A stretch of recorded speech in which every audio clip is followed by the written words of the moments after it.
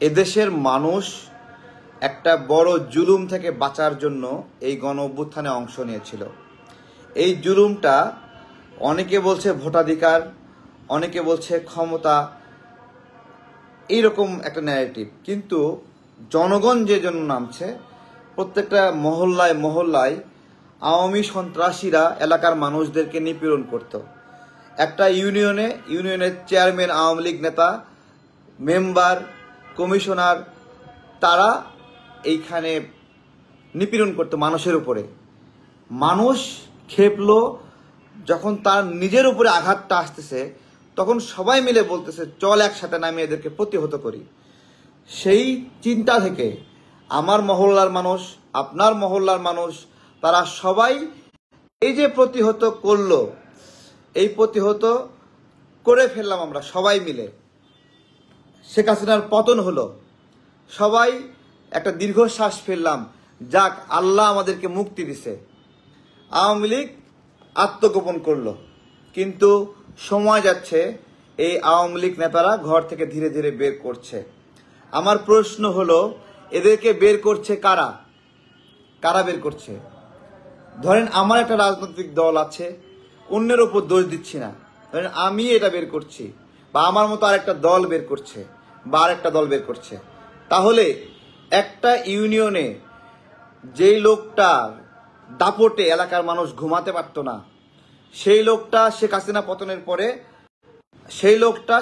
পতনের পরে আত্মগোপনে ছিল, সে পলাতক ছিল। কিন্তু এখন কিছুদিন হচ্ছে তারা আবার বের হয়ে আসছে। তাদেরকে কে বের করছে? তাদেরকে বের করছে আমাদের মতো রাজনৈতিক দলের নেতারা, তাদের দলে নিয়োগ দিচ্ছে। এই লোকটা যখন আওয়ামী লীগ করতো তখনও নিপীড়ন করত, আবার এখন সে নতুন একটা দলে যাচ্ছে, সেই দলে গিয়ে তার শক্তি আরো আগের চেয়ে বেড়ে গেছে। যেই মানুষগুলো গণ অভ্যুত্থানে অংশ নিয়েছিল তাদেরকে লক্ষ্যবস্তু করছে, তাদেরকে হামলা করছে।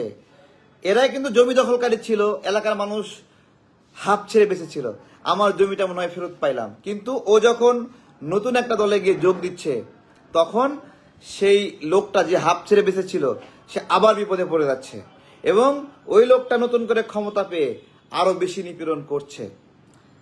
আমি গতকাল থেকে বলছিলাম, হান্নান মাসুদের যে প্রোগ্রাম, এই প্রোগ্রামে চারপাশে সব আওয়ামী লীগের লোকদেরকে নিয়ে মিছিল করছে।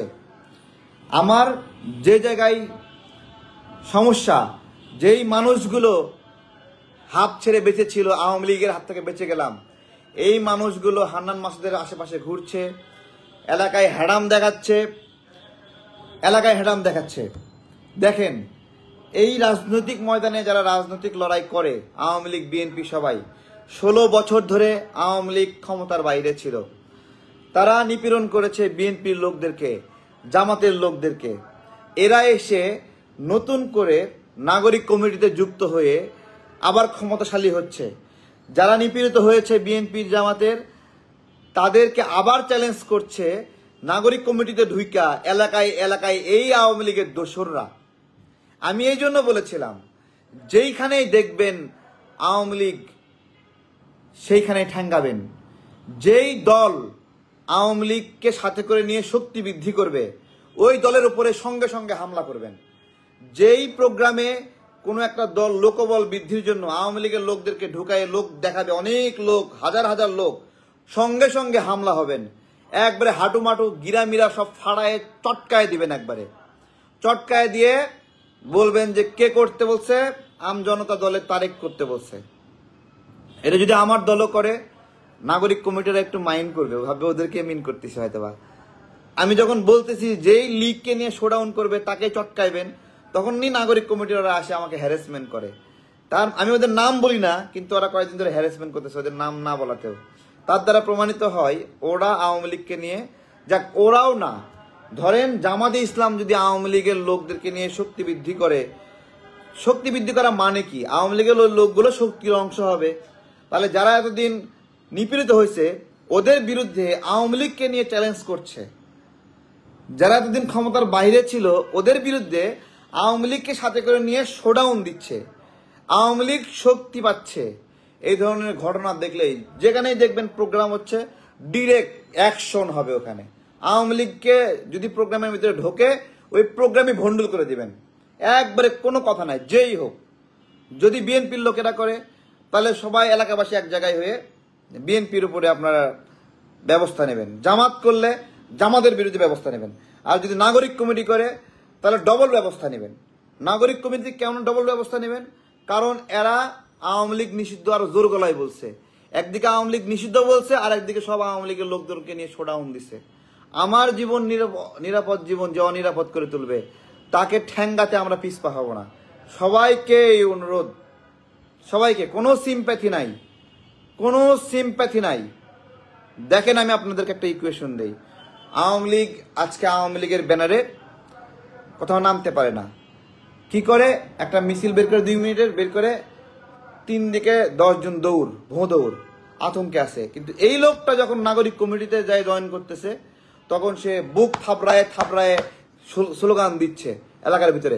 কার স্লোগান দিচ্ছে এটা গুরুত্বপূর্ণ না, ও এলাকার ভিতরে আতঙ্ক তৈরি করতেছে যে ওকে কেউ কিছু করতে পারলো না, এটা গুরুত্বপূর্ণ বিষয়। আমার চিন্তা ও দর্শনগুলো আপনারা বোঝার চেষ্টা করেন। আওয়ামী লীগ যেই প্রোগ্রামে থাকবে ওই প্রোগ্রামই করতে দেবেন, একবার মাটির সঙ্গে মিশিয়ে দেবেন প্রোগ্রাম। মনে থাকবে। ভালো থাকবেন, বিদায় নিচ্ছি। আসসালামু আলাইকুম। বন্ধুরা মনে রাখবা কিন্তু সবাই, আমার সমবয়সী যে বন্ধুরা আছে তাদেরকে এই কাজটা করতে হবে। যুবকদের দায়িত্ব এটা, ঠ্যাঙ্গানোর কাজ যুবকদের। যুবকরা ঠ্যাঙ্গাবে আর বুড়োরা সান্ত্বনা দেবে, ঠিক আছে? এটা হলো স্টাইল, ঠিক আছে? ঠ্যাঙ্গাবেন আবার ঠ্যাঙ্গায় বলবেন নিন্দা জানাই। মনে থাকবে, আওয়ামী লীগের সাথে নিয়ে, আওয়ামী লীগের সাথে করে নিয়ে যেই শক্তি প্রদর্শন করবে, কার বিরুদ্ধে শক্তি প্রদর্শন করবি বেটা? এই আমরা কষ্ট করছি রাজনৈতিক ময়দানে, আমরা থাকবো, আমরা সংসদে যাব, আমরা ত্যাগ স্বীকার করছি, গুলিবিদ্ধ হয়েছি, জেল খাটছি। তুমি আজকে আওয়ামী লীগকে নিয়া শক্তি বৃদ্ধি করে শোডাউন দিয়া আওয়ামী লীগকে ক্ষমতায়ন করবা, আওয়ামী লীগের সন্ত্রাসীকে এলাকায় যায় আবার নতুন করে মেম্বার বানাবা, কাউন্সিলর বানাবা, কমিশনার বানাবা, মার একটাও মাটিতে পড়বে না, সোজা হিসাব। ভালো থাকবেন। আসসালামু আলাইকুম। শেয়ার করে দিবেন সবাই।